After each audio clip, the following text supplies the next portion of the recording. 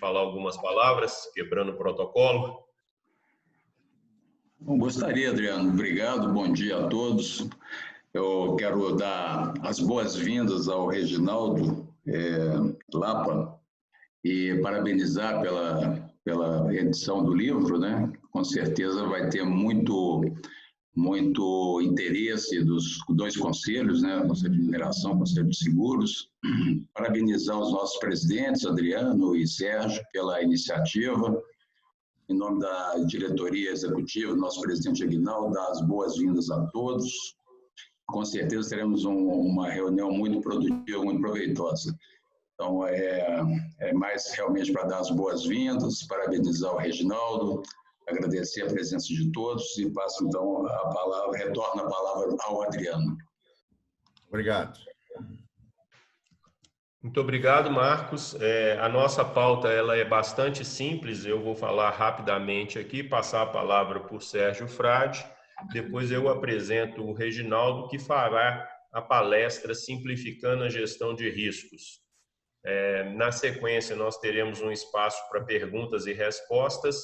Nós vamos fazer uma tentativa de deixar cada um que tiver interesse abrir seu microfone, fazer a pergunta e o Reginaldo responder. Eu vou repetir isso mais à frente. E por volta de 11h15, pelo nosso programa, está previsto a gente fazer o lançamento do livro. Fiquem presentes porque o Reginaldo disponibilizou alguns exemplares para a gente fazer o sorteio e eu vou explicar depois como que será o sorteio, para ninguém ficar aí agora tentando fazer artimanhas para poder ganhar o livro. É um grande atrativo que será depois disponibilizado e a gente gostaria de agradecer muito a presença de todos.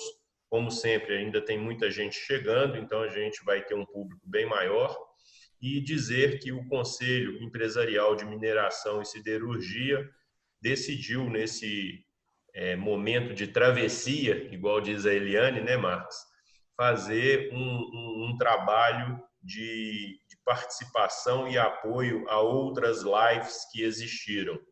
Então, nós participamos de diversas lives do setor, até mesmo como mediadores, como um apoio da Associação Comercial e Empresarial de Minas a este momento. E vários conselhos participaram junto com a gente. Nosso professor Otávio Elísio, que está aí presente, participou em alguns, né? O Kleines participou num com o superintendente do... Desculpem, esqueci de pôr isso no mudo. O superintendente do governo de Minas, o Germano, e várias outras que a gente teve a condição de participar. 15 dias atrás, a Vânia Andrade, que também está presente, já dei as boas-vindas a ela, organizou com o pessoal da USP, do CREA, da UFMG, falando sobre a importância do sequenciamento verde, que é uma metodologia de pensamento da atividade de mineração bem diferente e focada na sustentabilidade. Gostaria de agradecer o suporte que a Vânia tem dado, junto com também o Conselho Empresarial de Inovação, da qual ela também participa, e várias outras pessoas que já estão aqui presentes, mas em nome da Vânia eu parabenizo a todos do Conselho e agradeço a presença de todos. Nossas atividades futuras prevêem um evento em conjunto e dando apoio ao IBRAM, ao Instituto Brasileiro de Mineração, chamado E-Mineração. É uma plataforma virtual de discussões que será conduzida nos próximos dias 15 e 16 de julho, e nós tivemos uma reunião com o IBRAM ontem, onde ficou acertado o apoio da ACEMINAS ao evento. Em breve, na nossa página da ACEMINAS, terão mais detalhes sobre esse evento e vocês podem consultar a página do Conselho da ACEMINAS. A gente chama de blog do Conselho, é só ir na página da ACEMINAS, Conselhos, achar o Conselho Empresarial de Mineração e Siderurgia, que a gente já tem informações lá sobre eventos passados. Eu esqueci de comentar que um dos eventos muito interessantes que nós fizemos foi junto com a Alessandra, que é do Conselho Empresarial da Mulher Empreendedora, exatamente para falar sobre a presença da mulher na mineração e na siderurgia. E também a gente está providenciando todas essas gravações que foram feitas para disponibilizar lá na nossa página. Bom, sem mais delongas e com um pouquinho de adiantado aqui do tempo que eu vou precisar de um tempinho para apresentar o Reginaldo, passo a palavra para o meu colega presidente do Conselho Empresarial de Seguros, Sérgio Frade. Bom dia a todos. Um agradecimento especial ao Adriano, presidente do Conselho de Mineração e Siderurgia, que gentilmente nos convidou, o Conselho Empresarial de Seguros da Seminas, para participar desta reunião, em que teremos também o lançamento de um livro de um tema muito importante. Um cumprimento especial ao Marcos Brafman, presidente dos Conselhos de Seguros da Seminas, a todos aqueles que gentilmente aceitaram o nosso convite. Um cumprimento especial ao Landu Ferreira Júnior, que é vice-presidente do Conselho de Seguros, e alguns membros, e ao convidado de hoje, sobre o que vai abordar o tema, também autor do livro, Reginaldo Lapa. Para mim, pessoalmente, é um prazer participar e colaborar com o Conselho de Siderurgia e Mineração, especialmente pelo tema de gestão de risco. Ele está diretamente ligado ao mercado de seguros, onde eu já venho atuando por quase 40 anos. Eu fiz aqui algumas anotações que eu gostaria de compartilhar com todos, mas antes, me permito também cumprimentar o Dr. Aguinaldo Diniz, que acabou de entrar. Tudo bem, Sérgio? Vim te dar um abraço. Obrigado. Hoje, nós estamos aqui, na verdade, colaborando aí com o Adriano, né, do Conselho de Mineração e Siderurgia. Mas eu estava falando, Aguinaldo, que... Sérgio, antes eu tiver que sair, eu te peço desculpas antecipadas. Você quer falar um minuto, por favor? Não. Eu vim te dar um abraço. Tá bom. Eu anotei, então, alguns temas do que eu venho observando ao longo, né, de quase 40 anos nessa área de seguros, de risco e seguros, e o Conselho de Seguros da Seminas nada mais é do que um órgão, um conselho consultivo. É um conselho que visa orientar os associados, tanto as empresas como as pessoas físicas, dos administradores da empresa, com relação à gestão de riscos e seguros. Então, eu anotei alguns temas que eu gostaria de compartilhar com vocês de forma bastante rápida para dar início, então, à nossa discussão. Na minha forma de ver, gerenciar risco de forma responsável tem implicações diretas nos resultados e na sobrevivência das empresas, inclusive junto aos clientes e aos seus clientes, seus fornecedores, né? Nós nunca podemos esquecer que a possibilidade da realização do risco nunca é nula, dada a sua característica ou estado do que pode acontecer, aquilo que é possível, que ocorre de maneira inesperada. A probabilidade, por sua vez, pode ser baixa, média ou alta, em função da exposição aos riscos.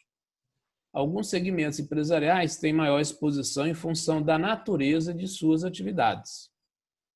E o nível de perdas para uma organização dependerá exclusivamente do nível de proteções contra os riscos inerentes e a sua real exposição. A gravidade, por sua... Seu microfone, Sérgio, ele mutou.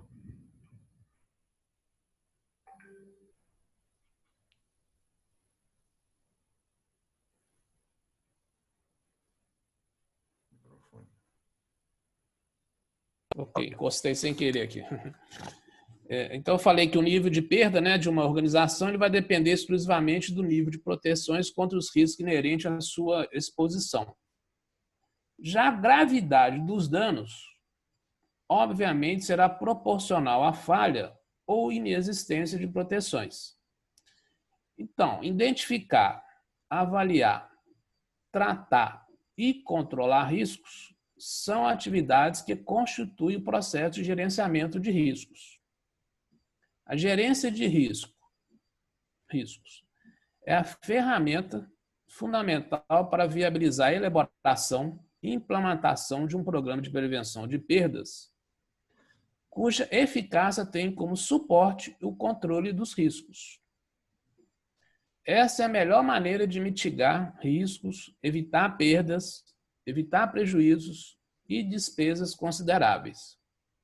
Ao tratarem de gerenciar seus riscos, as empresas estão assegurando longevidade, qualidade de seus produtos e fornecedores, além da adição de valor para seus acionistas e clientes. Então, essa maneira que eu vejo, não só de forma acadêmica, mas de forma real. É aquilo que eu venho vivendo ao longo de quase 40 anos, observando como que as empresas e como as pessoas gerenciam os seus riscos. E riscos que acontecem a cada dia, que mudam de acordo, né, com o dia a dia. E nós estamos atualmente tendo que enfrentar e gerenciar um risco da maior gravidade, que é essa da questão da saúde. Então, acho que o tema, ele hoje está focado bastante nesse setor, né, mineração e siderurgia, mas no ambiente das empresas, a partir da segurança e medicina do trabalho, mas é um tema que com certeza o nosso expositor Reginaldo vai abordar. Então, essas são as minhas considerações iniciais, Adriano. E eu gostaria, então, mais uma vez, de agradecer e devolvê-lo a palavra para que você possa realmente, nesse momento, fazer a apresentação do Reginaldo e darmos continuidade a essa reunião. Muito obrigado. Ok, Sérgio, muito obrigado. E aproveito também para cumprimentar nosso presidente, Aguinaldo Diniz Filho. Muito obrigado pela presença, Aguinaldo. E também ao Elcio Guerra, que é vice-presidente da casa e é uma pessoa muito envolvida também com a área de mineração e siderurgia. Vou passar logo a palavra para o Reginaldo, gostaria apenas de apresentá-lo rapidamente, apesar de que só a apresentação dele aqui, já pelo currículo, já vai tomar um tempinho bom da gente, mas é muito importante para vocês terem uma noção do nível do convidado que a casa recebe hoje. Reginaldo Lapa possui graduação em Engenharia de Minas pela Escola de Engenharia da Universidade Federal de Minas Gerais, onde formou em 1979, e fez o mestrado em Engenharia Mineral pela Universidade de São Paulo, onde completou este mestrado em 2006. Tem MBA pela Fundação Dom Cabral, em 1999, pós-graduado em Engenharia de Segurança do Trabalho pela Universidade de São Paulo em 2003, fez curso de especialização em qualidade no Japão em 91 e em 96 e fez gestão de riscos na Austrália em 2008. Tem experiência de vários ramos da economia com destaque, incluindo atividades industriais, montagem, fabricação, serviços, especialmente na área de engenharia de Minas, atuando principalmente nos seguintes temas: segurança do trabalho, gerenciamento de risco, investigação e análise de acidentes, produtividade, qualidade, gestão ambiental, licenciamento ambiental e dispositivos de rejeitos. É autor de diversos livros, destacando-se Praticando os 5 Sensos, publicado em 98, Investigação e Análise de Incidentes, publicado em 2011, e a nossa estrela de hoje, Simplificando a Gestão de Riscos, que vai ter seu lançamento hoje, então, cuja publicação é em 2020. Além de tudo, eu posso dizer que o Reginaldo é um amigo que conheci há mais de 35 anos, quando eu cheguei em Porto Trombetas, ainda estudante de engenharia de Minas, e fui recebido por ele lá, muito bem recebido, e foi um dos meus mentores profissionais, logicamente, junto com o eterno Mendo. Grande abraço, Reginaldo, a palavra está com você. Obrigado, Adriano. Eu vou compartilhar a minha tela. Só um momento, por favor, Reginaldo. Eu vou te dar permissão. Obrigado.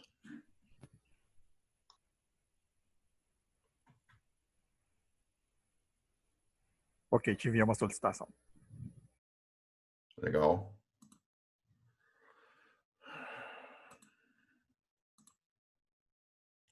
Quando vocês estiverem vendo a minha tela, me avisem, por favor. Ok. Pronto? Sim. Bom dia a todos vocês, né? Eu vou deixar os agradecimentos para o final. Eu vou iniciar o tema escolhido para hoje, né? Essa obra, ela é uma obra que me tomou praticamente 3 anos, né, da minha dedicação. É uma coletânea muito grande do estado da arte, né, na gestão de risco, e é uma crítica que eu faço, né, na forma escrita, da abordagem, principalmente de avaliação e análise de risco, oriundo dos meus 20 anos aí de labuta, com mão na massa, né, em diversos segmentos da economia. A primeira questão que nós colocamos, né, é a pergunta clássica, né, do que é o risco, né? E o risco, eu defino o risco como uma régua, né? É uma régua, é unidade de medida, evidentemente que combina aquilo que classicamente define o risco, que é a probabilidade de ocorrência de um evento e a associação dessa probabilidade com sua consequência. E essa régua é uma forma de transformar esse elemento numa variável intrínseca do processo decisório. E aí, eu vou chamar a atenção para vocês dizendo que no mundo real não existe risco zero, né? E o mundo real ele é um anormal, né? Eu vou mostrar para vocês mais para frente o significado importante disso, né? Porque nós precisamos aprender, na realidade, a conviver com o risco, né?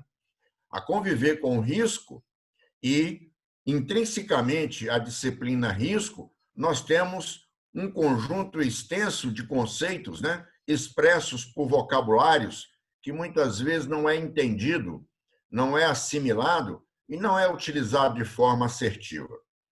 Então, um dos propósitos desse livro é exatamente discutir o significado de cada um desses termos na construção daquilo que nós chamamos de gestão de riscos.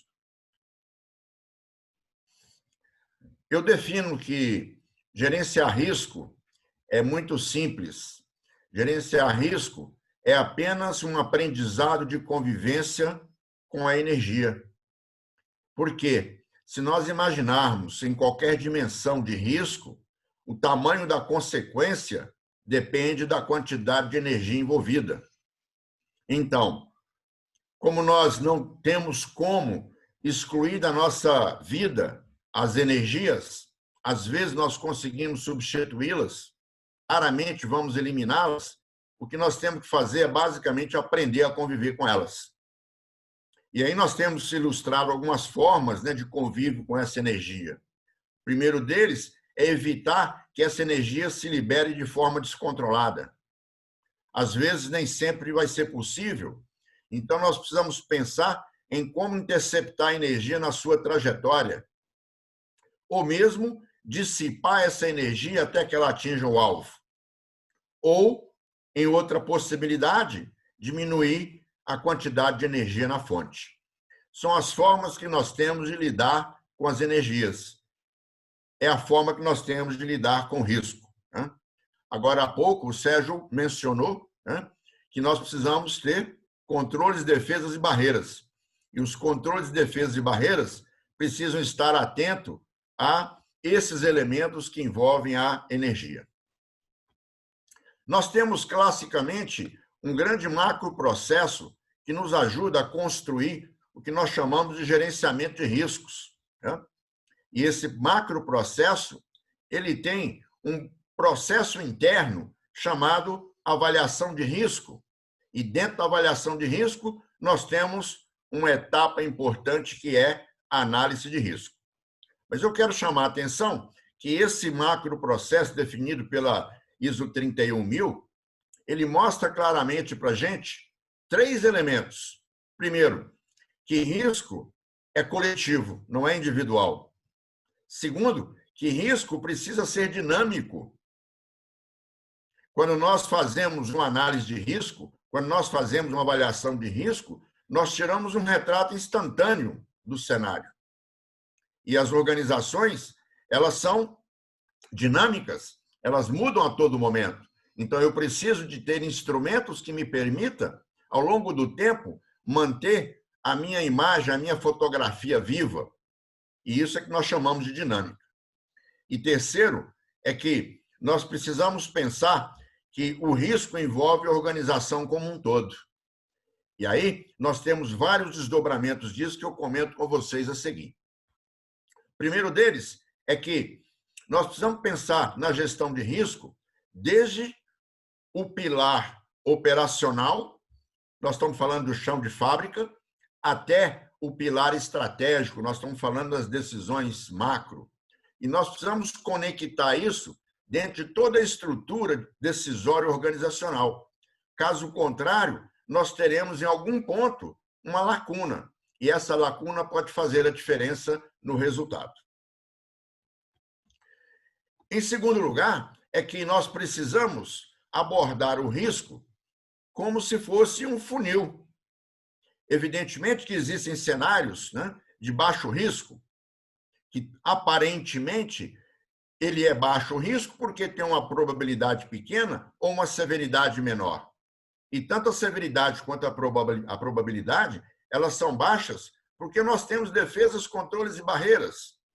Nem por isso nós devemos negligenciá-los. Mas nós temos que colocar atenção naqueles eventos que, eventualmente, têm um altíssimo potencial de consequência.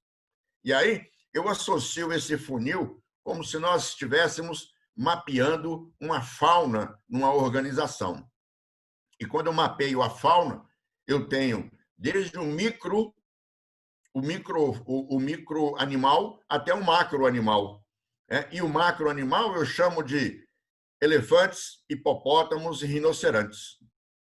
E nós precisamos identificar esses hipopótamos, esses rinocerontes e esses elefantes para poder fatiá-los de forma apropriada e adequada e inserir os controles em toda a minha estrutura organizacional, desde o nível estratégico até o nível operacional na rotina do dia a dia.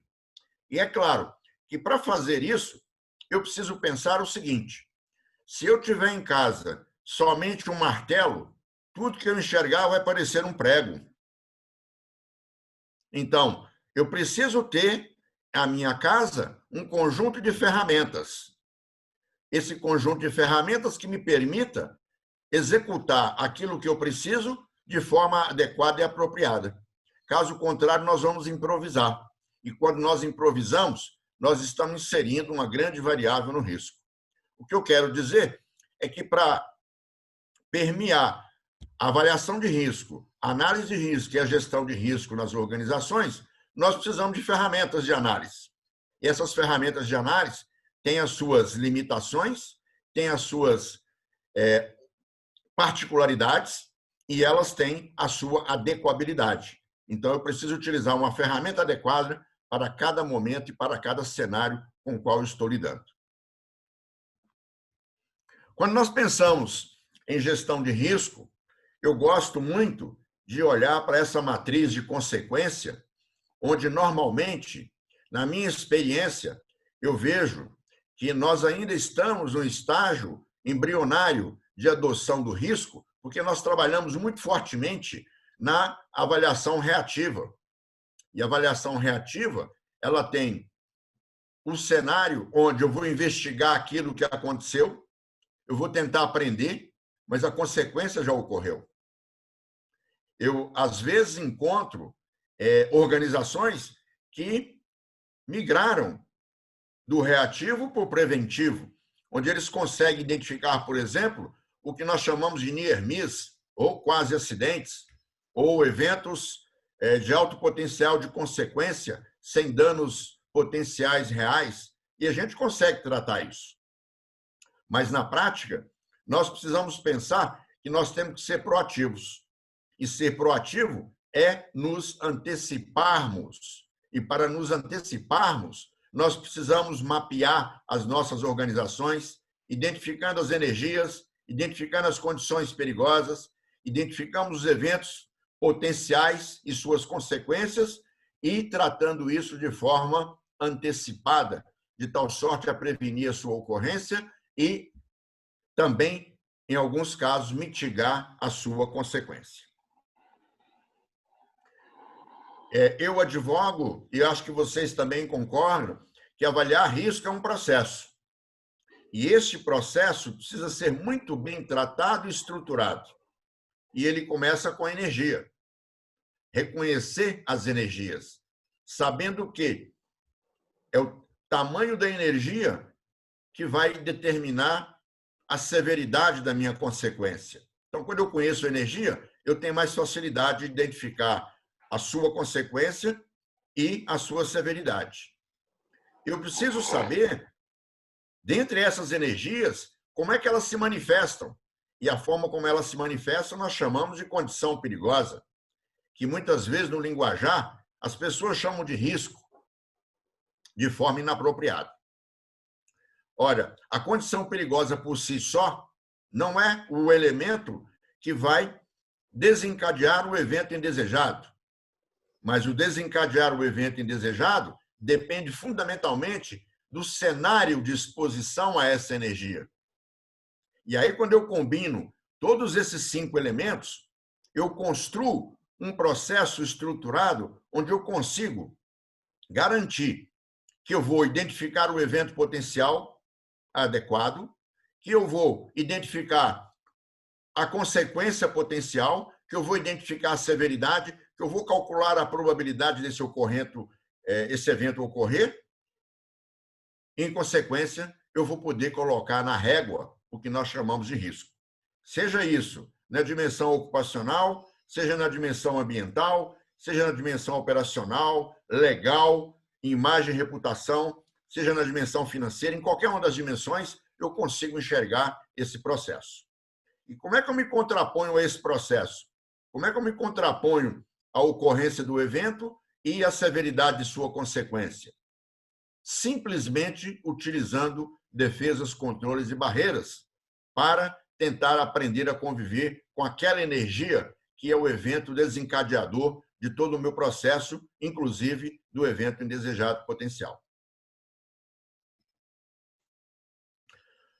Ao longo dos meus 20 anos de labuta, né, de campo, eu identifiquei um conjunto de práticas, né, que foram sendo incorporadas na forma como avaliar e analisar risco, que eu vou comentar e que eu critico isso no livro.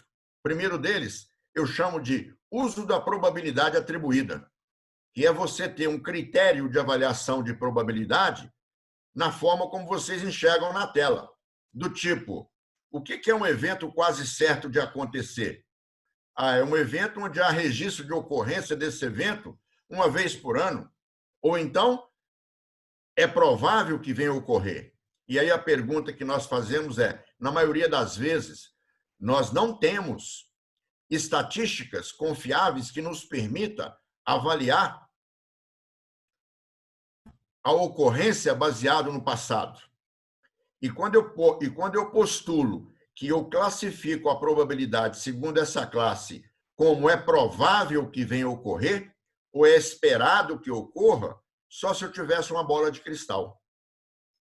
Então, utilizar a probabilidade atribuída é uma forma muito grande de nós incorrermos no erro avaliativo da probabilidade. Nós não conseguimos reproduzir a avaliação quando nós trocamos as pessoas, porque o critério é absolutamente subjetivo. Segunda prática que eu identifiquei é associada à consequência. Então, vocês veem na tabela 3 eventos que eu sugeri como discussão. Primeiro é espetar o dedo num prego. Eu posso pensar, qual que é a pior consequência possível? É eu morrer por tétano. Mas qual que é a pior consequência mais provável? Possivelmente uma infecção. O mesmo acontece quando eu avalio o evento de ingerir um alimento estragado ou cair no mesmo nível no meu escritório. Então, se nós formos avaliar todos os eventos a partir da pior consequência possível, tudo será catastrófico. Então, nós temos que pensar em avaliar na pior consequência mais provável. É mais real. Ainda em relação à consequência, eu identifiquei uma terceira prática, que é uma utilização de 2 conceitos de forma inapropriada. Vocês estão vendo na tabela um critério de avaliação de severidade de lesão ou doença ocupacional. Se vocês olharem as 3 primeiras classes, a avaliação é assertiva. Mas quando eu olho a classe severo, eu enxergo que eu estou avaliando o severo como uma fatalidade. E quando eu olho a classe seguinte, eu estou avaliando múltiplas fatalidades. E a pergunta é, bom, por que eu vou destacar a severidade da consequência, que é a fatalidade, como forma de avaliar apenas fatalidade? Imagina a hipótese onde eu tenha, por exemplo, um derramamento ou um desprendimento de um produto químico tóxico. Imagina que eu tenho uma queimadura química. Essa queimadura química pode afetar uma pessoa, 10 pessoas ou 100 pessoas. Como é que nesse critério eu avalio essa consequência? Então, na realidade, essa forma de avaliação, ela mistura 2 conceitos. Ela mistura o conceito da consequência com a abrangência da consequência. E eu só faço isso para um tipo de consequência, que é fatalidade. As outras 3 práticas que eu identifiquei estão associados, primeiro, a controles. E eu faço um exemplo bem simples. Vocês já devem ter ouvido falar de um termo chamado risco puro. É muito comum no linguajar, né? O que é o risco puro? É o risco sem controle. Mas, olha, não faz sentido você avaliar o risco sem controle. Porque quando eu falo assim, eu pego o exemplo de atravessar uma rua. Eu vou atravessar uma rua movimentada, né, onde eu tenho uma demanda de tráfego muito grande, velocidade média de 80 km por hora, e eu vou atravessar com a venda nos olhos. Qual que é a probabilidade de eu morrer atropelado? É altíssima. Onde a venda nos olhos significa controle nenhum. Aí eu falo assim, bom, e se eu atravessar essa mesma rua olhando para um lado e para o outro? Olhar para um lado e para o outro é melhor do que eu atravessar a rua sem a venda nos olhos. Certamente que a probabilidade é alta, mas ainda é menor, comparado ao uso da venda nos olhos. Eu posso pensar na mesma probabilidade de atravessar a mesma rua no mesmo horário, numa faixa de pedestre. Claro que muitos motoristas não respeitam a faixa de pedestre, mas a probabilidade de eu ser atropelado é muito menor do que simplesmente atravessar em qualquer lugar, olhando para um lado e para o outro. E se eu atravessar num farol? E se eu atravessar numa passarela? Claro que se eu atravessar numa passarela, a chance de eu ser atropelado é baixíssima, embora não seja zero, é remota. Isso significa que a passarela, a faixa de pedestre, o sinal, o olhar para um lado e para o outro, são controles. E eu não consigo dissociar o evento e a probabilidade desse evento sem considerar o controle. E mais que isso, eu posso atravessar na passarela, ou desculpa, atravessar na faixa de pedestre, onde tem um sinal de pedestre e ainda olhar para um lado e para o outro. Eu tenho 3 controles, eu tenho 3 elementos, que faz com que a probabilidade seja menor.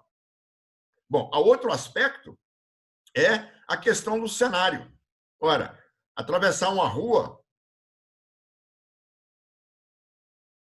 com rush, 80 km por hora, é uma coisa. Atravessar uma rua de rush de 80 km por hora com 20 metros de extensão é outra coisa. Atravessar uma rua de 80 km por hora com 2 metros de extensão é outra coisa. Então, o cenário faz diferença na hora que eu vou fazer a minha avaliação de risco. Eu preciso considerar o cenário onde eu estou fazendo a avaliação. E, por fim, é que, a maioria das vezes, nós utilizamos os controles apenas para diminuir a probabilidade. E a gente se esquece que, embora seja mais difícil, é possível se ter controles que diminuam a severidade. Vou dar o exemplo do tráfego, né? Ora, a probabilidade de eu sofrer uma lesão menor ou maior é diretamente proporcional à velocidade da via de tráfego.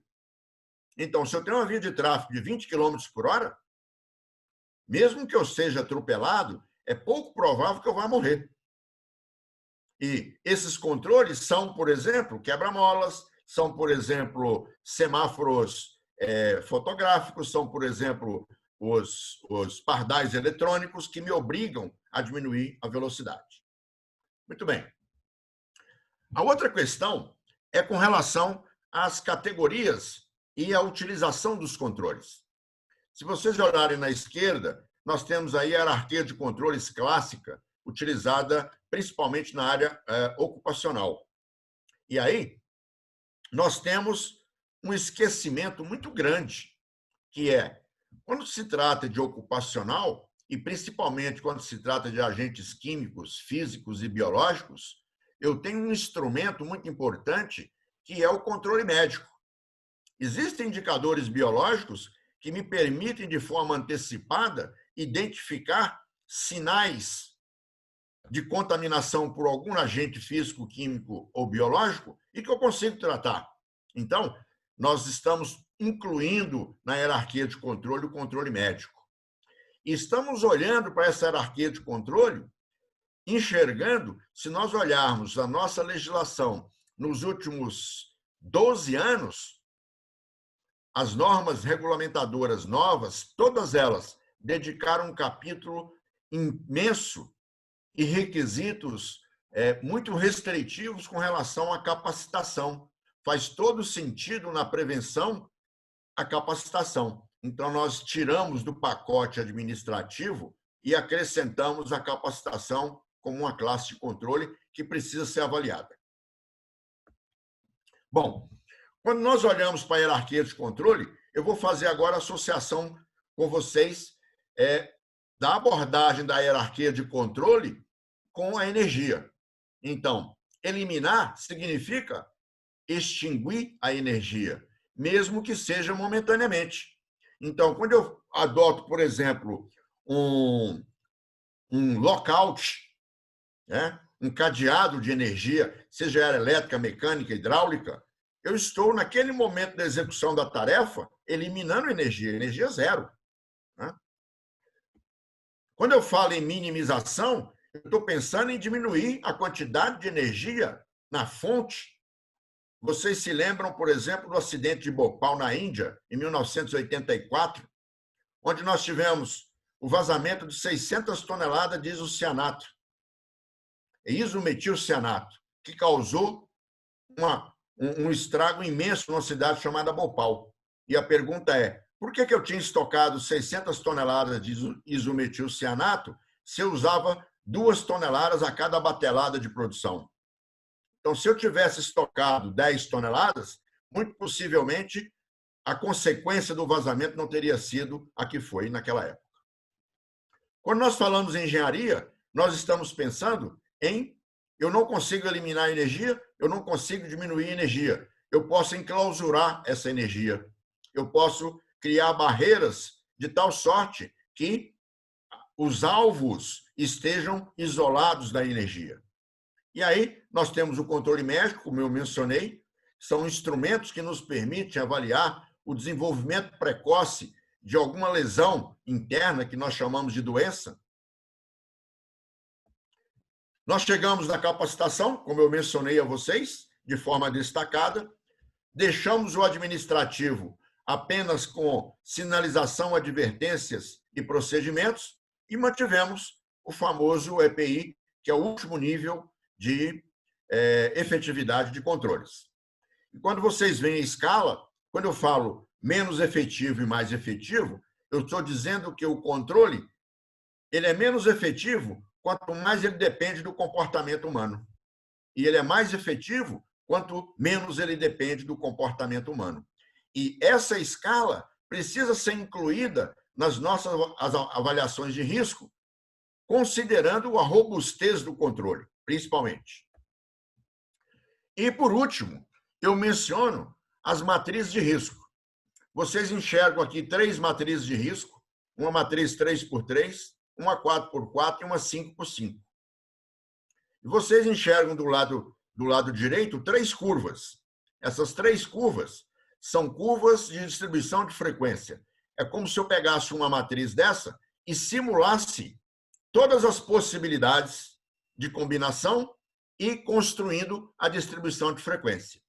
Quando eu olho para a matriz número 1, eu tenho a maior área da curva de moderado para cima. Ou seja, todas as minhas avaliações vão ser altas. Quando eu olho para a segunda curva, eu vejo o contrário. Todas as minhas avaliações vão dar baixo. E como eu disse a vocês, a vida é uma normal. Então, uma distribuição de frequência de uma matriz precisa ser honesta. E para ela ser honesta, ela tem que ter um comportamento normal como a terceira matriz. Ou seja, eu tenho poucos eventos que têm consequência catastrófica. Eu tenho poucos eventos que não têm quase nenhuma consequência. E eu tenho uma distribuição disso ao longo da minha organização. Isso é a repetição da vida, porque a vida é uma normal. Se vocês olharem para uma população, eu tenho pouquíssimas pessoas que têm 1,40 m, pouquíssimas pessoas que têm 2,10 m. Na média, as pessoas têm 1,70 m. Agora, eu posso dizer que 68% da população tem 1,70 m, mais ou menos um desvio padrão para cima ou para baixo. E assim sucessivamente. Então, quando eu coloco isso numa normal, eu consigo parametrizar uma matriz e dar confiabilidade à avaliação do resultado. Bom, eu só critiquei até agora, né? E criticar é muito fácil, né? O que nós introduzimos nesse texto não foi só a crítica, foi uma proposta de retirar essas mazelas do nosso processo de avaliação e análise de risco. Isso está destacado nos capítulos que eu pintei em vermelho para vocês aí. O primeiro deles, alterar o nosso mapa mental no que se refere à abordagem de risco.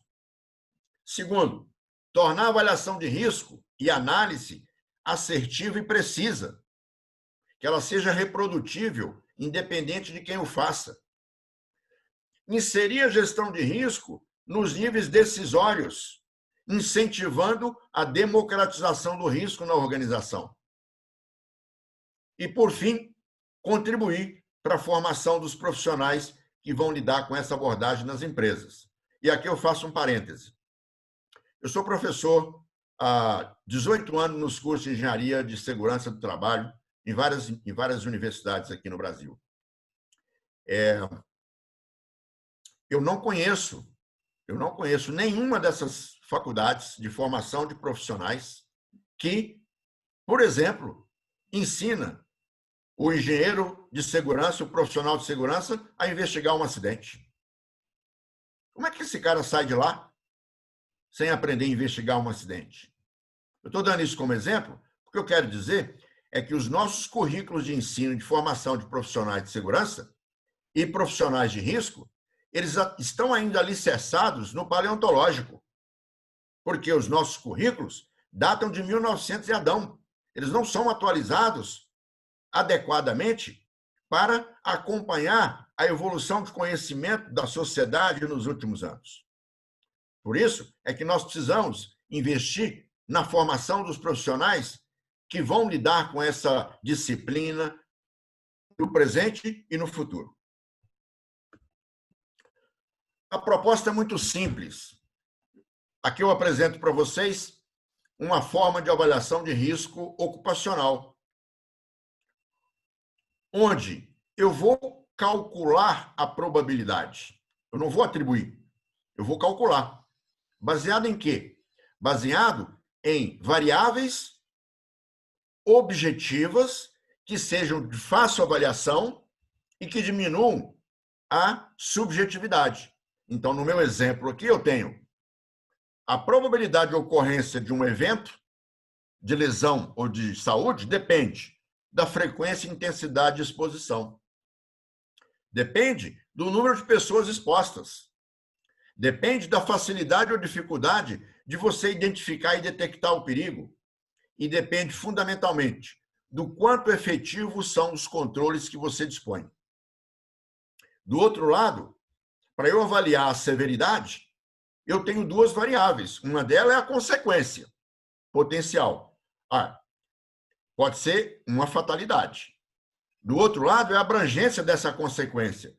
Quantas pessoas podem sofrer essa consequência fatalidade no mesmo evento?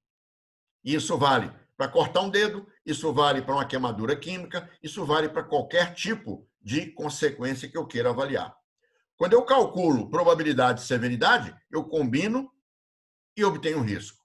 E o mais importante é que quando eu olho para uma forma de abordagem dessa e eu enxergo que a probabilidade está alta, eu consigo identificar qual dos elementos deve ser objeto de ação para eu diminuir a probabilidade. Pode ser trabalhar na exposição, pode ser trabalhar no número de pessoas expostas, pode ser trabalhar na detecção ou pode ser trabalhar nos controles. O mesmo modelo, ele se aplica quando eu penso em risco ambiental. Eu identifico quais são os fatores de probabilidade e quais são os fatores de severidade. No caso do ambiental, o mais importante é a severidade. E aí eu vou olhar a consequência potencial, a escala de abrangência dessa consequência, o quanto que isso impacta em termos de requisitos legais, o quanto que isso impacta em termos de partes interessadas, imagem e reputação. E aí eu consigo uma avaliação muito mais assertiva. E olha, esse mesmo modelo ele pode ser usado para qualquer natureza de avaliação, porque a essência dele é calcular probabilidade e calcular severidade. Baseado em quê? Nos fatores que influem objetivamente na probabilidade e na severidade. Então, recentemente, eu peguei esse modelo e criei um modelo de avaliação de risco tributário, onde eu identifico quais são os elementos que podem contribuir para a probabilidade do meu processo ser positivo ou negativo e quais são os impactos econômicos, direto e indireto, de eu ganhar ou perder uma ação. Tem uma Pague Menos, que, aqui na esquina. Ela que eu fui ontem à noite, estava dando acho que 400. Opa, deu um zoom aí. Tudo bem. Então, esse modelo aqui é um modelo tributário. Eu consigo avaliar o risco tributário usando o mesmo modelo de avaliação de risco ambiental e ocupacional. A única diferença é que eu preciso selecionar as variáveis que influem na probabilidade e na severidade especificamente. Além disso, com relação à questão dos controles, nós introduzimos uma rotina matemática de avaliação do controle e do conjunto de controles, primeiro, de acordo com a sua efetividade, obedecendo a uma hierarquia de controles. E segundo, avaliando a qualidade desse controle. Porque às vezes eu tenho um controle que tem classificação de robusto, mas a qualidade dele não é adequada. O que eu chamo de qualidade? Efetividade de uso, disponibilidade e ação do controle para cumprir o seu papel quando requerido. Eu vou dar um exemplo bem simples. Numa unidade de redução de granulometria, pode ser um moinho, pode ser um britador, né? Eu tenho poeira e eu quero mitigar a poeira. O que eu faço? Eu crio um sistema de aspersão. Eu coloco um monte de tubo furadinho, pressurizo água através de uma bomba, gero uma névoa naquele ambiente e eu mitigo a poeira causada pela trituração do minério. Ora, eu pergunto para vocês, eu posso afirmar que em mais de 90% do tempo esse controle vai cumprir a sua função? Eu posso. Evidentemente que ele não vai funcionar o dia que faltar energia, ou o dia que entupir os buraquinhos, ou o dia que falta água. Mas se eu cuidar da manutenção desse controle, mais de 90% do tempo ele vai funcionar como requerido. Realmente ele vai mitigar a poeira na minha unidade de diminuição e redução granulométrica. Muito bem. Na mina, eu também tenho poeira causada pelo tráfego de caminhão. E na mina também eu uso um sistema de aspersão. Só que esse sistema de aspersão é um caminhão-pipa. E esse caminhão-pipa, ele passa, ele molha. Daqui a 30 minutos, 60 minutos, eu tenho poeira de novo. Então, não posso dizer que esse sistema de aspersão tem a mesma qualidade do sistema de aspersão que eu tinha na minha unidade fixa de britagem. Então, a qualidade desse controle certamente não é A. Ele não é, em mais de 90% do tempo, ele não vai funcionar como requerido. A menos que eu mantenha um caminhão 24 horas molhando a minha pista, o que não é um ato prático. Então, o que nós fizemos? Nós introduzimos uma forma de avaliar os controles e não um controle.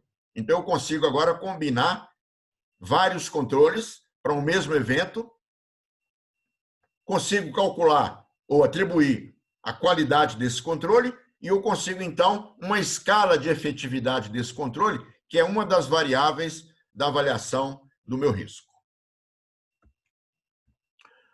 Com relação à democratização, nós precisamos fazer com que cada nível da organização tenha o seu papel na gestão do risco, seja no nível operacional, e hoje no nível operacional é muito fácil, do ponto de vista ocupacional principalmente, né? Eu criei lá uma APR, uma análise preliminar de risco, eu criei um instrumento qualquer, onde o operário, antes de executar a sua tarefa, faz a avaliação. E daí para cima, como é que eu faço? Daí para cima, eu preciso pensar que o instrumento do gestor é indicador de desempenho. O gestor é capaz rapidamente de pegar o seu indicador simples, né, realizado, planejado do seu orçamento, e ele saber se ele está acima ou se ele está abaixo. Se ele é amarelo, se ele é verde ou se ele é vermelho.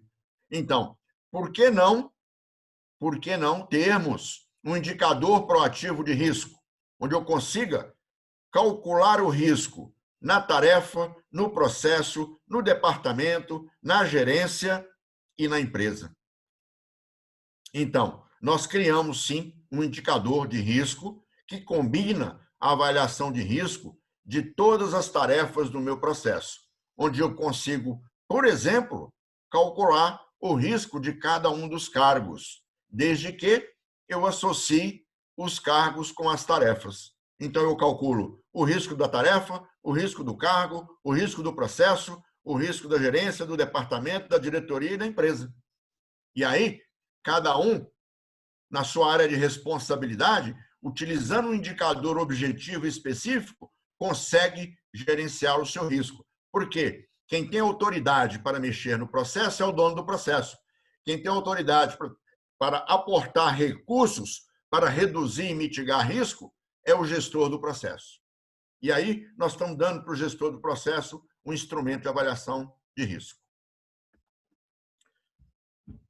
Meus prezados, meus queridos, especificamente Adriano e Sérgio, muito obrigado por essa oportunidade. E a todos vocês que me ouviram com atenção durante esses minutos. Tenho certeza absoluta que esse momento vai ficar para a história, primeiro, pela oportunidade que estou tendo de expor esses elementos que expus para vocês. Segundo, pela certeza que eu tenho do quanto isso vai richicotear, se expandir e se espalhar naquilo que nós fazemos, que é preservar vidas principalmente. Salvar vidas, né? Estou me referindo ao ocupacional, que é uma das áreas que eu atuo com bastante intensidade. Embora eu não esteja pensando apenas no ocupacional. Como vocês viram, nós podemos mudar o cenário, a visão e a história da gestão de risco. Nós temos tido, na humanidade, no mundo inteiro, vários eventos catastróficos com perdas significativas que poderiam ter sido evitadas se nós estivéssemos efetivamente utilizando esse instrumento simples, que é avaliar e analisar o risco e, fundamentalmente, geri-lo. Muito obrigado. Reginaldo, nós é que agradecemos em nome da Seminas e acho que a gente está conseguindo aqui uma outra questão que é muito importante, que é o gerenciamento do tempo. Estamos rigorosamente no tempo previsto que a gente colocou. Te agradeço muito pela objetividade da apresentação. E o que está previsto agora é cerca de 15 minutos para que a gente possa fazer perguntas e o Reginaldo responder diretamente. Então, nós vamos tentar aqui, com 34 pessoas, organizar estas perguntas. Então, eu peço que abram o microfone, façam a pergunta e depois fechem o microfone novamente, por gentileza. Sérgio, você levantou o dedo, eu não vou conseguir ver todos os dedos, então eu peço que assim que o Sérgio terminar e o Reginaldo responder a pergunta dele, que o próximo já entre fazendo a pergunta, por gentileza. Primeiro, cumprimentar o Reginaldo pela sua exposição. Já digo, Reginaldo, estou já bastante interessado em ler o livro. Tenho certeza que já vi que as nossas ideias já se encontraram, né? Um pouco que eu separei aqui, um pouco, né, daquilo que você falou. E eu percebo claramente a necessidade do aprimoramento da gestão de risco nas empresas, ou pelo menos do conhecimento do risco, né? E da sua gestão, do tratamento, da sua mitigação. E além disso, né, a questão da transferência do risco, que eu costumo dizer que seguro é a última etapa, né? Quando nada dá certo, é que você efetivamente vai poder utilizar do seguro uma reparação de uma perda. Mas antes disso, nós temos efetivamente tratar o risco. Não dá, num ambiente competitivo como o de hoje, que uma empresa se dê ao luxo, né, vamos dizer assim, de perder o espaço no seu mercado, né? Se essa empresa não colocar o produto, com certeza o concorrente vai colocar e o prejuízo é enorme. E aí, uma coisa que é interessante, o prejuízo ele é enorme e o prejuízo não é somente para o acionista ou para o investidor. O investimento, o prejuízo, né, é para todos, é para a sociedade. Uma empresa que paralisa, ela possivelmente, né, ela vai demitir funcionários, ela vai deixar de comprar dos seus fornecedores, ela vai deixar de pagar impostos, ou seja, o prejuízo é enorme. E nós, eu concordo até, você falou muito bem, a gente está tendo uma evolução nessas questões de riscos, né? Eu me lembro bem, há muitos anos atrás, eu estou falando quase 20 anos, numa apresentação de apresentação de uma empresa, né, do setor de siderurgia no mercado de Londres, no Lloyd's, a gente fazia questão de dizer e mostrar no mapa que o Brasil não tinha catástrofes, não tinha a questão da questão dos danos por nevada, não tinha a questão de alagamentos, de ciclone, furacão. A gente fazia isso e destacava. A gente fazia questão de dizer para deslocar o Brasil, descolar o Brasil de outras regiões. Aqui na América Latina, por exemplo, você tem a Colômbia, onde tem o risco de terremoto. Então, a gente fazia questão de dizer, hoje a gente já não pode falar isso. Né? Não tem 2, 3, 4 anos, sei que uma cidade no interior de São Paulo foi arrasada por um tornado. Né? E a gente tem percebido como que isso vem acontecendo, muita coisa ligada aos fenômenos, né, da natureza. Né? Nós começamos esse ano com a catástrofe de Brumadinho. Depois nós tivemos aqui mais perto da gente, que foi aí, aqui em Belo Horizonte, eu vi em loco, né?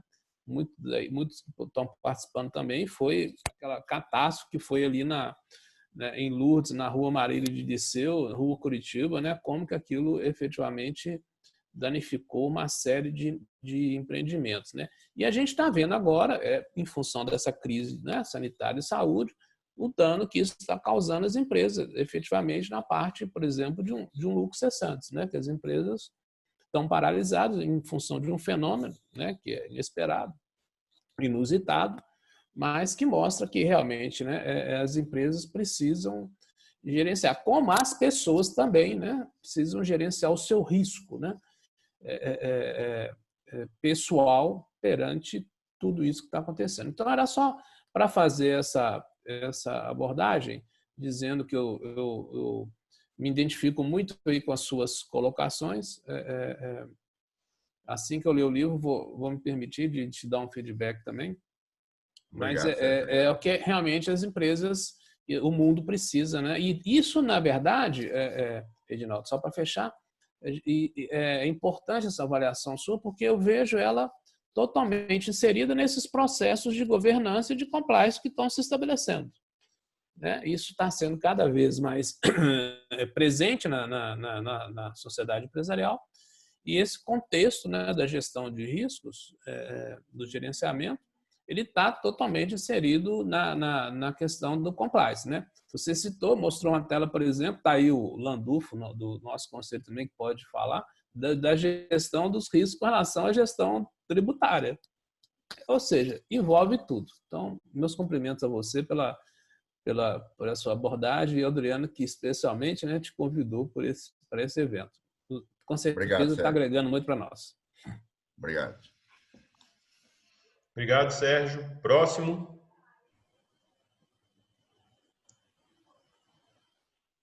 Calma, um de cada vez.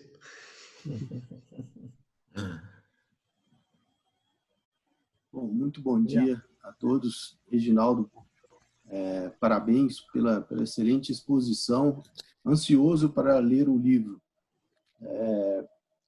E acho que eu fiz um comentário aqui no chat, né? O risco ele é componente de toda atividade humana. Né? Nascer já é um risco. Né? Alguns autores dizem que a partir daí, né, tudo mudará e só haverá uma única certeza, que um dia chega a mudança definitiva. Né? Então, para esse ambiente em que nós estamos, né, de empreendedorismo, de atividade empresarial econômica, o risco também é um forte componente, né, de toda essa avaliação aí. Inclusive, como o Sérgio destacou, o risco tributário, o risco de não se pagar impostos, ou o risco de ter uma atividade em que não haja um dimensionamento exato de quanto de tributo que vai incidir naquela atividade. Né? E aí, puxando para o nosso conselho, Sérgio, né, o seguro, né, é uma ferramenta, né, de mitigação dos efeitos econômicos do risco. Mas, ainda assim, o segurado precisa estar muito bem orientado pelo seu corretor de seguros a fazer o gerenciamento do risco. Não é o fato dele ser detentor de um contrato de seguro, de garantias securitárias, que vai permitir que ele seja desidioso com manutenção de equipamentos, de máquinas, né? A exposição de gases ou produtos inflamáveis. Então, de fato, o seguro vem a reboque, né, da proteção do empresário, da atividade empresarial. Mas é muito importante, e aí estamos no Conselho de Seguros e de Mineração, ter essa consciência de que não basta ter o seguro, né? É preciso ter um plano de contingência desses riscos. Eram essas minhas rápidas considerações aí, e fazendo uma pergunta ao Reginaldo, né? Como dimensionar, né, tantos riscos, apesar de todas as matrizes que você colocou, né, tantos riscos num país de economia e política instável? Eu sei que é a pergunta de $1 milhão, mas gostaria de ouvir seus comentários. Landulfo, só antes de responder a sua pergunta, né? Concordo com você. Eu acho que o seguro tem que ser um porto que você tem disponível, né? Mas a imensidão do mar, um porto pode não ser suficiente, né? Tem que ter confiança de navegar e ter a certeza que você tem um porto, né? Mas ele não é a sua garantia de que você vai cumprir sua rota. Olha, eu vou responder a sua pergunta de outra forma, Landulfo. É possível, sim, você criar modelos que contemplem mesmo cenários voláteis e pouco precisos. Você imagina o seguinte: como é que eu meço imagem e reputação? É muito pouco palpável. Mas eu consigo colocar na régua um indicador de imagem e reputação que reflita os fatores que influem na imagem e reputação que eu quero avaliar. Da mesma forma que eu consigo também avaliar risco num ambiente, num cenário volátil e frágil do ponto de vista de garantia, do ponto de vista de assertividade, do ponto de vista de confiança. Evidentemente que você precisa fazer isso com uma frequência muito maior, para que você consiga observar os elementos e os fatores num espaço de tempo mais curto, porque eles não têm continuidade. Mas possível é. Muito obrigado. Ok, obrigado, Reginaldo, Landulfo, Sérgio. Mais alguma pergunta? Eu gostaria de fazer uma pergunta, Adriano, para o Reginaldo. Nossa, Raquel. Reginaldo, bom dia, meus colegas de conselho. Reginaldo, eu gostaria de fazer uma pergunta para você a partir do caso da Baker.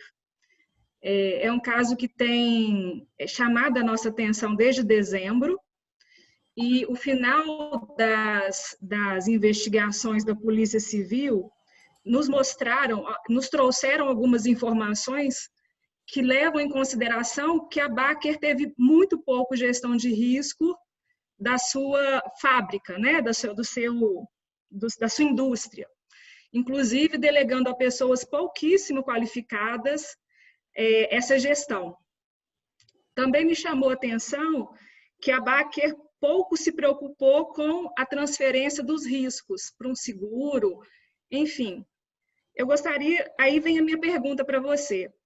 Como é que você tem, como um estudioso do tema, percebido a consciência do empresário brasileiro, às vezes muito acomodado com a pouca fiscalização do Estado, né, dos negócios dele? Como é que você tem notado essa consciência em relação à gestão de riscos e a transferência deles também? Raquel, bom dia, viu? Obrigado. Raquel, olha, no caso da Baker, né, eu concordo com você. Eu acho que não é só a Baker, são vários segmentos econômicos que a gente enxerga hoje, onde a gestão de riscos ela existe ou no nível muito macro, né? Eu falando de risco de negócios, né? Ou existe no nível de chão de fábrica, mas apenas para cumprir protocolos regulamentares de requisitos normativos, quando não muito a lei. E, na realidade, eles são esforço, eu diria, esforço jogado fora. Né? A gestão de risco de processo de unidades industriais, no Brasil, ainda é feto. Ainda é um feto. As organizações não enxergam ainda a importância de você mapear os seus processos e fazer a gestão de risco de processo, olhando para resultados catastróficos como esse da cervejaria. Né? Então, a segunda parte da sua pergunta é muito interessante. Eu recentemente fiz uma palestra e dei o seguinte título, né? Segurança, pensando em segurança de modo geral, segurança é vista hoje pelo empresariado como centro de custo. E essa é a grande dificuldade que nós temos de investir em segurança. Segurança de processo, segurança de pessoas, segurança ambiental, segurança patrimonial, de todas as dimensões possíveis da segurança, né? As empresas, os empresários, os tomadores de decisão ainda enxergam segurança como centro de custo. E aí, nós temos uma grande missão, que é formar os nossos profissionais para que eles consigam introduzir no DNA das empresas que segurança é centro de lucro. Segurança não é centro de custo. Eu posso evitar salvar vidas, eu posso salvar fauna e flora, eu posso salvar patrimônio, agregando valor ao negócio. É tudo uma questão de demonstração. É fácil e simples você demonstrar que segurança dá retorno. Quanto custou? Vou pegar um exemplo bem simples que o Sérgio mencionou agora há pouco. Quanto custou Brumadinho? Para a empresa, para a comunidade, para a sociedade, para o país. Quanto custaria ter evitado? 1/3, 1/10, 1/100 do valor das perdas ocasionadas por um evento só. Quanto custou para a sociedade, para as pessoas, para as famílias, para as comunidades, para o país, o caso Baker? Quanto teria custado prevenir isso? 1/1000 do prejuízo gerado para o mundo, para o Brasil, para o mundo, para a sociedade, para a comunidade, para as pessoas. Então, enquanto os tomadores de decisão não mudarem o seu mapa mental de que segurança é investimento, não é custo, a gente vai continuar nesse passo, esperando as coisas acontecerem para que a gente tome providências. E aí, o preço, às vezes, é muito alto. Muito obrigada, Reginaldo. Obrigado. O Marcos Brafman. Bom, inicialmente, dou os parabéns ao Reginaldo pela apresentação, pela publicação do livro. E eu gostaria de ouvir dele a opinião a respeito de um assunto que está muito up-to-date, que é a questão da gestão de riscos cibernéticos. O que você poderia nos dizer a respeito dessa questão? Tá, e essa, só para a gente manter o tempo, é a última pergunta, Reginaldo. Olha, eu digo para você o seguinte, Marcos, é uma realidade, né? É um fato, né? É uma questão tecnológica, mas é uma questão também científica. Você consegue identificar quais são os fatores, quais são os elementos que te deixam mais ou menos vulneráveis à ação cibernética. E aí, vou voltar e complementar a resposta com a questão da Raquel. As empresas estão dispostas a investir nisso? elas acreditam que elas podem ser alvo de um crime cibernético? Elas têm dimensão da consequência? Porque muitas vezes você fala assim, olha, isso não acontece comigo. Eu conheço muitas pessoas, aproveitando o momento que nós vivemos, né? Eu conheço muitas pessoas que não acreditam no coronavírus. Acham que isso é uma falácia. Isso é um negócio de inventário aí, que é um negócio político, que isso não existe. E aí essas pessoas não se cuidam. Ela não se preserva, ela não se isola, não usa máscara, né? Ela anda para lá e para cá, está o tempo inteiro para lá e para cá, tomando cerveja, fazendo churrasco, fazendo festa, indo para boate, né? Porque ela não acredita. As pessoas que acreditam estão em casa, estão se cuidando. Então, primeiro passa pela questão de cuidar. Isso não acontece comigo, né? Pode acontecer sim. E se acontecer, qual que é a consequência? Eu diria para você, ô Marcos, que assim, se a gente não começar a desenvolver o mapa mental nas organizações, que nós temos que olhar quais são os eventos potenciais de alta consequência que nós temos, por mais remoto que sejam, e como nós temos que tratá-lo, a gente não terá dado um passo para incorporar nas organizações o DNA da prevenção, em todas as dimensões. Prevenção de perdas de uma forma global. E aí, na maioria das vezes, o cara acha que a bengala é o seguro. Só que o seguro resolve, às vezes, o problema dele. Mas o seguro é uma perda para a sociedade. O prejuízo está lá. Alguém vai pagar essa conta. Então, eu não posso pensar de forma egoísta, eu tenho que pensar de forma coletiva.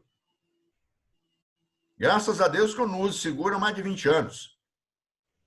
Mas eu pago seguro todo ano do meu carro. Agora, pelo fato de eu pagar seguro do meu carro, não significa que eu vou sair aí fazendo cavalo de pau na estrada, andando a 300 por hora. Não posso. Aquilo ali é só um ancoradouro dentro de um mar gigantesco. Se por acaso acontecer, eu tenho um lugar onde me ancorar. Mas eu não posso confiar naquilo para navegar em águas turbulentas. Jamais. Obrigado. Bom, pessoal, cumprindo o prazo aqui, a gente vai agora fazer o lançamento do livro. Aí, até onde eu sei, Marcos, você me corrija se eu estiver errado, é o primeiro lançamento virtual de livro que a Associação Comercial e Empresarial de Minas oferece, né? E aí, então, é um marco para a gente. O Reginaldo está com ele aí na mão e ele disponibilizou 2 exemplares para a gente sortear. Então, agora eu vou falar para vocês como será o sorteio. A Margarete acabou de, com o apoio da nossa equipe técnica e o Henrique, acabou de... Já vou, doutor Otávio Elísio, passo a palavra para o senhor só em 1 minuto, só vou explicar ao pessoal aqui. Acabou de printar a ordem dos participantes, nós somos, no momento, se a Margarete vai me confirmar, mais 30, e aí eu vou pedir ao Sérgio e ao Reginaldo para falarem 2 números de 1 a 30 e eles vão dizer quem são as pessoas que foram contempladas com esse sorteio. Se tiver marmelada e for o próprio número do Sérgio, eu não aceito, hein? Estou brincando, Sérgio. Mas se for o número do Reginaldo, porque ele conta como um participante, é o próximo, tá ok? Na lista. E o doutor Otávio Elísio pediu a palavra, eu vou gentilmente cedê-la a ele aí para podermos ouvir sábias palavras. Tira só o microfone, por favor, Otávio. Eu quero... Está funcionando o microfone? Otávio Elísio Alves de Brito. Eu quero colocar o caso da mineração. A jazida, pensemos na mineração de ferro. A jazida definida na mineração ela não é, ela é que estabelece o local onde vai acontecer a mineração. É esta jazida. E esta jazida é da União, pela Constituição. Mas, por outro lado, quem vai ter que programar riscos, etc., do seu aproveitamento são estados e municípios. E há um impacto, um risco na jazida, que está definido, na mineração, na mina, que é onde há jazida, tem também no tratamento desse minério para seu uso comercial ou não, e depois o depósito daquilo que não é aproveitado, que é o rejeito. Portanto, riscos existem na mineração nesses 3 níveis. E, entendendo isso, é que foi estabelecida na Constituição a garantia de uma compensação financeira a estados e municípios pelo uso dessa atividade mineral. E o único jeito de se zerar esse risco, pelo menos o risco no final, é se nós tivermos uma economia circular. Isto é, não há rejeito, há aproveitamento desses rejeitos. Então, a análise do risco em todo um complexo mineral é muito importante, e é importante também que a gente tenha claro, na atividade mineral, que ter compensação financeira é exatamente recurso para minimizarmos riscos. Muito obrigado, mestre. Muito bem colocado, Otávio Elias. Obrigado. Obrigado, Otávio.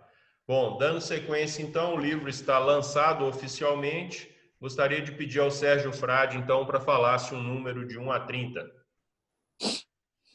23. 23. Reginaldo Lapa, um número de 1 a 30. Que não seja o 23, por favor. Eu gosto do 13. 13 e 23. Margarete, por favor. Estamos processando os dados, tá? Vai demorar um tempinho, porque a ferramenta aqui ainda é... E vai ter a conferência depois. Tem auditoria. Auditoria. Adriano, muito obrigado. Temos o resultado. Oi, desculpe. Temos o resultado. Já temos, Henrique, por favor, então, em vez da Margarete, você. Perfeito. 23, confirmando, Júlio Murta. E o 13, Paulo Lopes. Paulo André Ribeiro Lopes. Também ex-funcionário da mineração Rio do Norte e que trabalhou também com o Reginaldo Lapa. Pessoal, rapidamente, primeiro, parabenizar o Reginaldo, meu primeiro chefe lá no Rio do Norte. Prazer imenso estar com você aí, com o Adriano, com a turma toda. E muito feliz, né? Ganhei o livro. Parabéns, viu, chefe? Continua muito bom. Parabéns. Obrigado aí. Obrigado, Paulo. Júlio Murta, você quer se pronunciar?